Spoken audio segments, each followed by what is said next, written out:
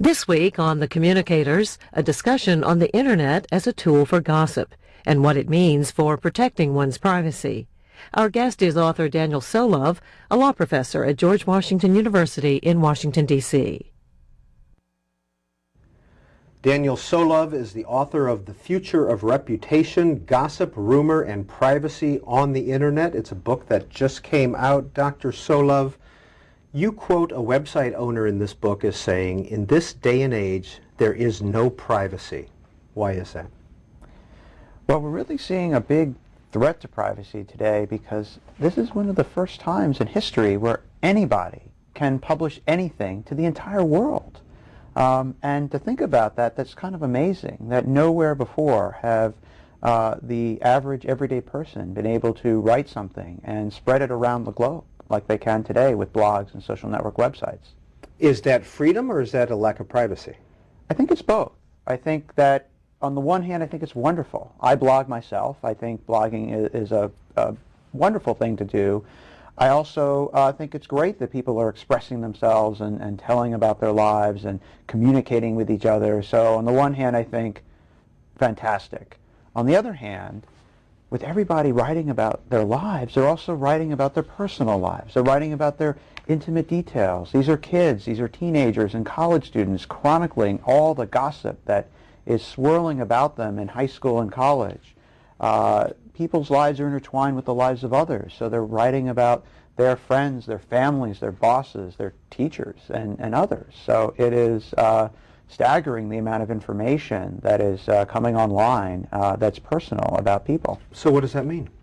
Well, it means that people's reputations are going to be, to some extent, determined by this online information, that people are going to have information trails, fragments of information that can readily pull up in a Google search about them. And it's going to be very hard to escape mistakes in the past, or if someone has spread rumor about you, it's really hard to escape that, and it can happen in an instant. Give us an example that's in the book. Well, one example is what I have opening the book is the story of the dog poop girl. This is a story happened in South Korea. A young woman's on a train. She has a little dog, and the dog poops on the train, and she's in a hurry. She doesn't have time to clean it up. She leaves the train, but people think this is rude, as I think they have every right to think it's rude. But someone snaps her picture with a cell phone camera, puts it online. People identify her. People start supplying personal information about her. People start pouring in, attacking her, criticizing her, calling her, and harassing her. And she has to drop out of her university. The story goes worldwide. It's written about in papers throughout South Korea. It goes to papers around the world. It's written about in the United States. So millions of people now know this woman as the dog poop girl. Forever, this rude act is enshrined on the Internet, and she'll never escape that. So what's happened to her now? Where is she now? I have no idea, actually. The story has kind of stopped, and I really don't know what became of her. When you talk about reputation, have people's reputations besides this woman been ruined by the Internet or changed or altered by the Internet? Oh, yes. There's a story that actually happened here in D.C., the Washingtonian case. A young woman, Jessica Cutler, who was working for a senator, blogged about her relationships with others, including sexual relationships with a number of people, one of whom was an attorney who was working in the senator's office. And when this blog was linked to by a very popular political blog called Wonket, the blog went prime time, and everybody started writing about it. The Washington Post had a story, for instance, in the Post magazine. The New York Times wrote stories about it. She became very famous, and she wrote a book about this and reveled in this fame. He, on the other hand, the person who was written about, found this very damaging to his reputation, and he sued her for invading his privacy. And did he win? Right now the case is in limbo because she declared bankruptcy. Is it a case that could set precedent? Is it a major case looking at the Internet? I think so. I definitely think that there's certainly a lot of law that pre-existed this, but this case is one of the early cases that involves the use of a blog to spread information about people. So I think that it does raise certain interesting novel issues.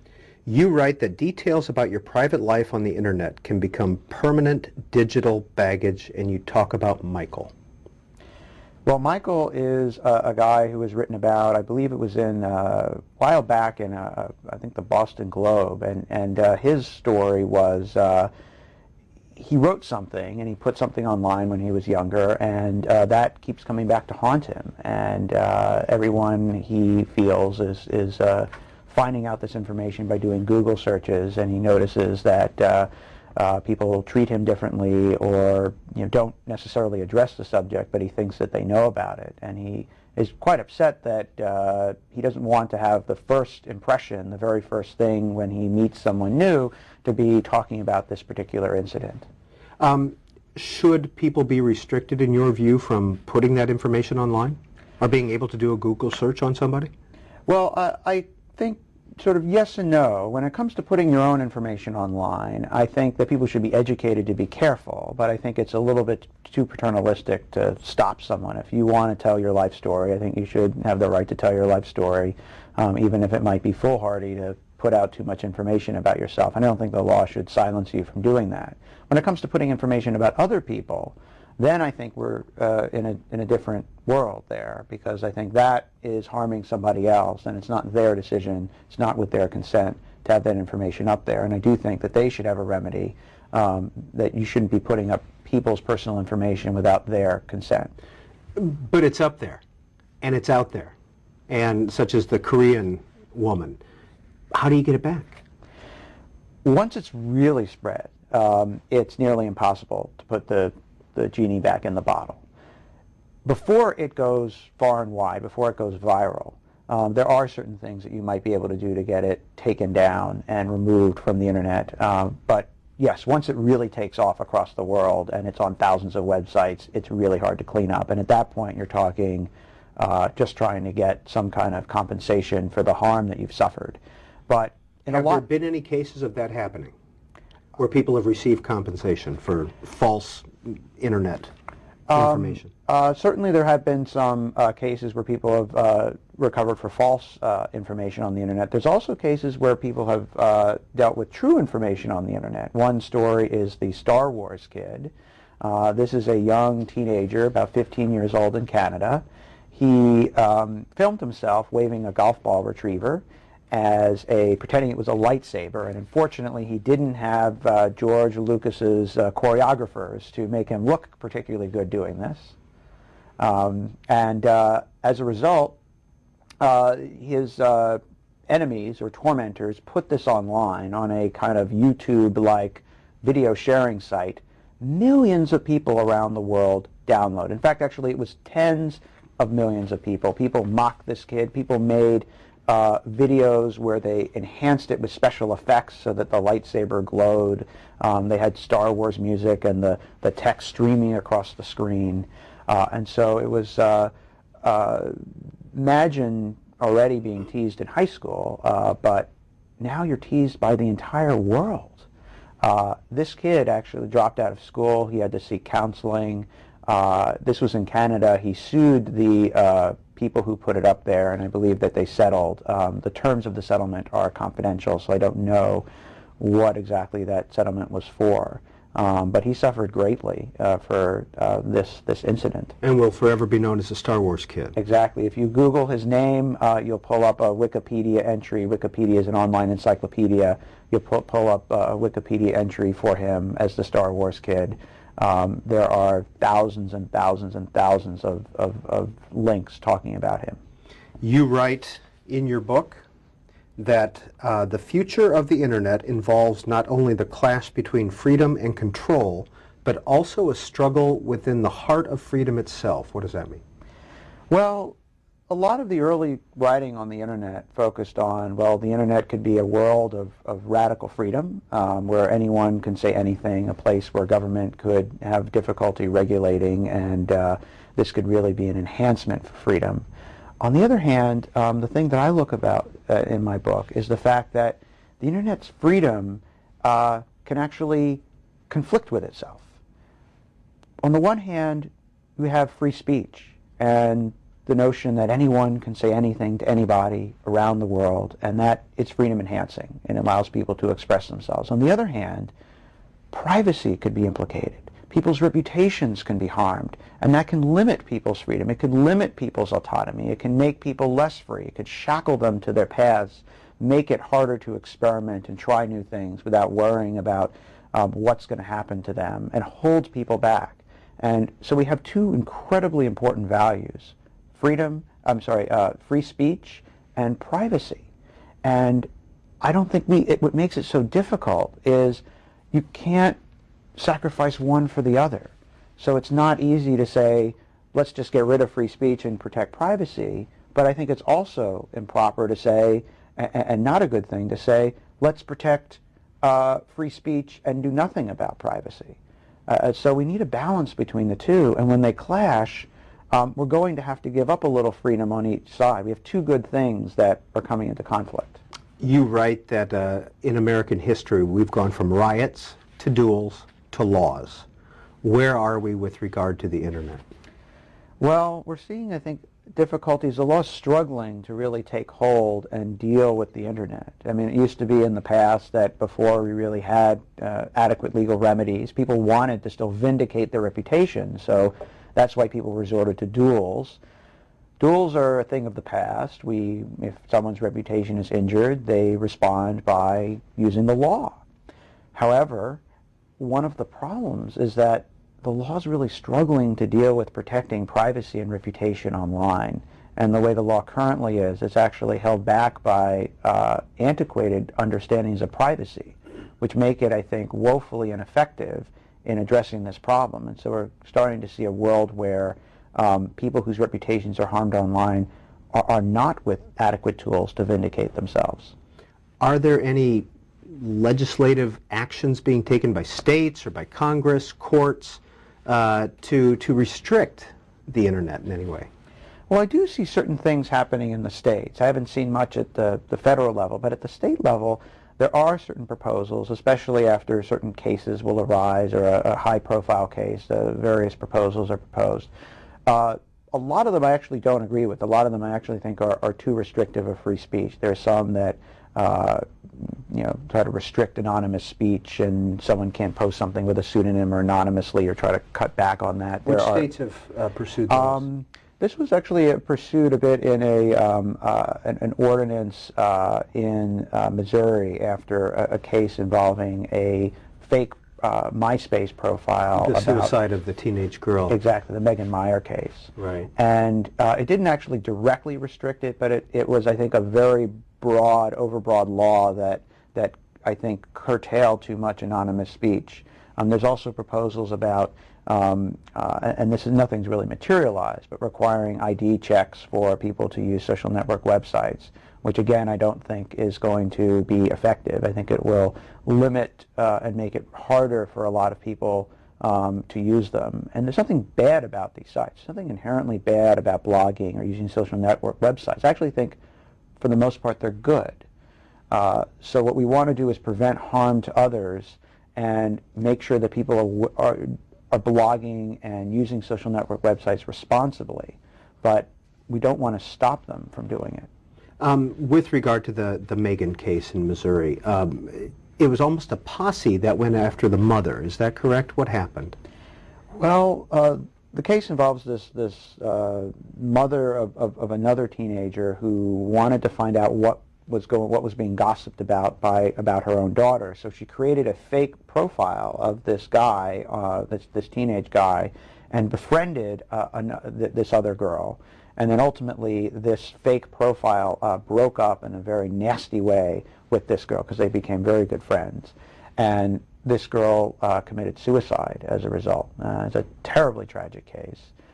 When this story came to light and when it was reported, the newspaper did not put details about the woman's identity online for fear that people would retaliate. Well, bloggers started to find this information, post the name of this person, and as a result people started really piling on with tons of criticism and attacks and threats and other things. And so I think one of the dangers of this is that creates a kind of mob psychology that when people all get together and are trying to outdo each other, and you can spread information and congregate so quickly, I think that people start to lose a sense of proportion, a sense of judgment. Things become anarchic, and it becomes much harder to have any kind of social control, any kind of due process, any kind of fair hearing of things, any limit to what can happen.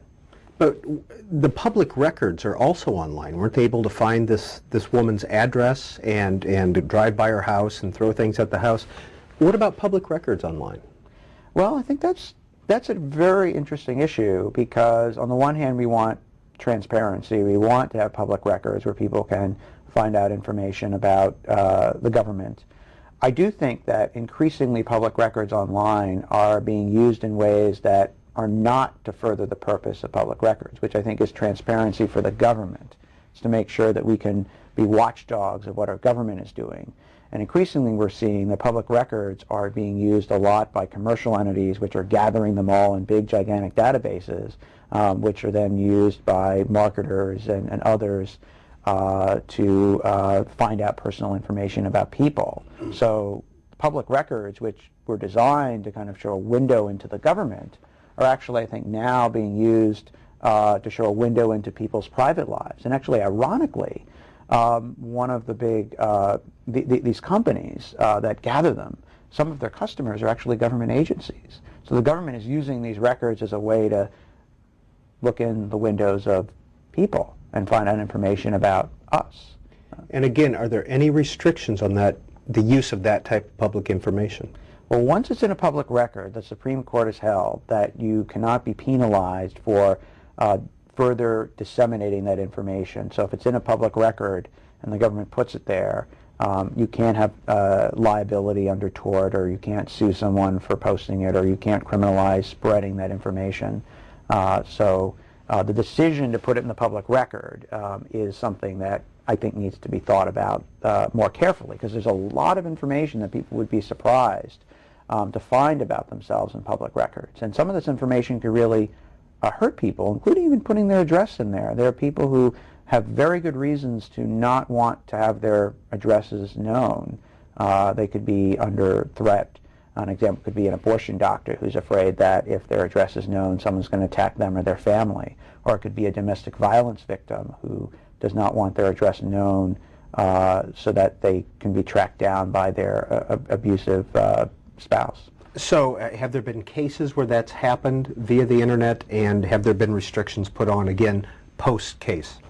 Well, there was one fairly well-known case happened a few years back where this stalker went to a commercial website to try to find out information about his potential victim, and he found out her Social Security number and found out other information, found out her work address, and then went out and killed her. In one fairly well-known case, it's Remsburg versus DocuSearch. And so what happened? Why did it become a case? Well, her family sued the database company, and in a fairly novel holding, the court said that, in fact, that company could be liable to the family because they did nothing to sort of check the background of this person who was getting this information, and as a result, by spreading this information to this person, they were a factor in causing the harm to this woman. And has that case been used as maybe a precedent-setting case, or has it been looked at by other legislative districts? I haven't really seen it go much further than that. It's actually a fairly radical decision. It's fairly recent. I think it was decided back in 2003. I think that I really haven't seen it develop that far, but it's very young. It's very early in the day for a lot of these cases, and we're really seeing this is a really young body of law. It's really being formed right now, and so there's often a lot of open questions and a lot of things that are up for grabs at this point. We are talking with Daniel Solove. He is the author of The Future of Reputation, Gossip, Rumor, and Privacy on the Internet. He's also a professor at George Washington University here in Washington. And here in the Washington area recently, a school administrator's wife called a student And after the student had called about, why aren't we out of school on a snow day, the administrator's wife called the student back. We want to play that, and I want to get your reaction to it. That's right. This message is for Dave Corey. How dare you call us at home?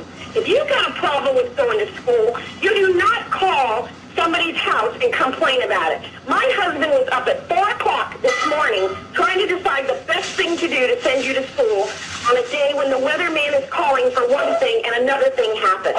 You don't begin to know what you are talking about. And don't you ever call here again. My husband has been at the office since 6:30 this morning, so don't you even suggest that he purposely didn't answer his phone. He is out almost every single night of the week at meetings for snotty-nosed little brats. And he may not have called you, but it is not because he's home, because it snowed. Get over it, kid, and go to school. Get an education. That's what you're there for. That got on the internet. Exactly. And I think it raises a lot of fascinating questions. On the one hand, I think that this message that the woman left was totally inappropriate and over the top. On the other hand, this was intended to be a private call. This was not intended to get out on the internet for the world to see. And this person's expectations of what happened to this call were sort of wildly upset by the putting it on the internet. And once it gets on the internet, it gets out of control. So a lot of people were starting to make this into an incredibly big story. The person who put it up, I saw in one interview, regretted that and said, in fact, that he really wished this whole thing would go away. And sometimes it's like creating Frankenstein. You've created a monster that sometimes gets out of your control in a lot of these cases. So should there be a solution to something like that? Well, that's a difficult thing. I think maybe. The tough thing is that once it happens, it's really hard to do much about it. What we want to do is try to make sure that it doesn't happen, because little things like this are happening all the time. So what we want to do is have people realize the consequences of what they're doing when they put something online before it actually happens, before they do it, because I think people aren't really thinking it through. And oftentimes when the consequences come, people are shocked and surprised about it. There's one instance where a journalist went to various MySpace pages and that had contact information and would call people up and say, I was looking at your MySpace page and I saw it. What do you think about that? And they were shocked. Oh my gosh, this weird stranger called me. The journalist said, well, you put it out there, you put it there, anyone could see this. So it just shows the disconnect in people's minds between what they're putting online and their awareness of who can see it. They think, oh, just my friends are going to see it, just a few people are going to see it. They don't really think through the consequences. So part of, I think, the solution is trying to get people to understand the full implications of what they're doing. Has the Federal Communications Commission looked at this issue at all? Not that I'm aware of. I haven't really looked at precisely what they're doing, so I really couldn't speak to their efforts in this regard. Is it fair to still characterize the Internet or the World Wide Web as the Wild Wild West? I think part of it is. Part of it actually is fairly controlled, and so you have a kind of combination. Some of it is Wild West, but I do think there are other parts that are in fact very tightly controlled. So it's a kind of very mixed world of all sorts of things. Cyber cops. I want to talk about cyber cops. You cite an example of community activists in Peoria, Illinois. What is that? Well, these neighbors got tired of crack houses that were in their neighborhoods, and so they created a website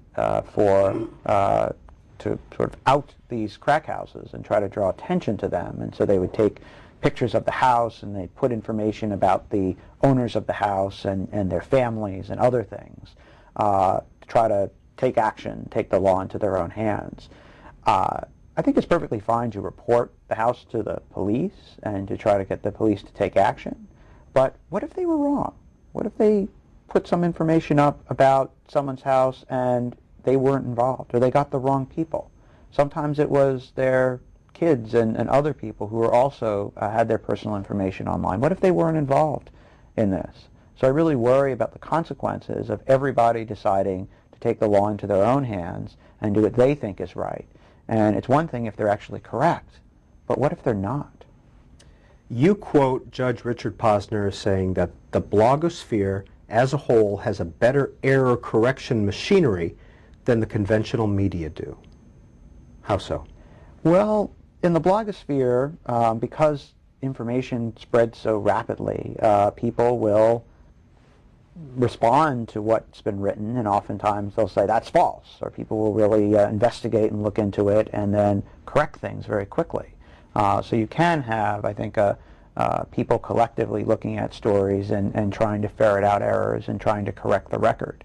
And so I think it can work very effectively. On the other hand, it can fail too, because people can be wrong. People might not have all the facts.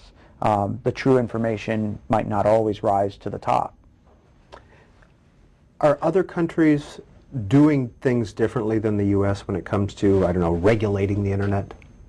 Well, a lot of other countries are more restrictive. I mean, the examples I know are, for instance, China, which is incredibly restrictive on the internet. I think that's far too authoritarian a model for what we're doing for the United States. And so I ultimately think that, by and large, I'm not recommending radical changes. I actually think that sort of any kind of strong restriction would push too much in the reputation department and be too chilling of free speech.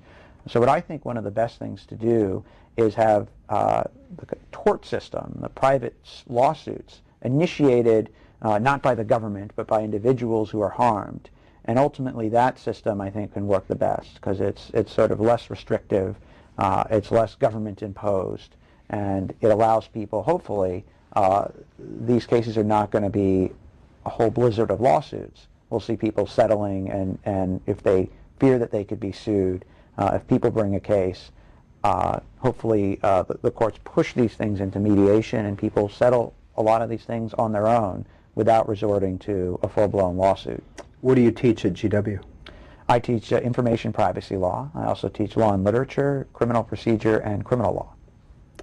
Daniel Solove is a professor and the author of The Future of Reputation, Gossip, Rumor, and Privacy on the Internet.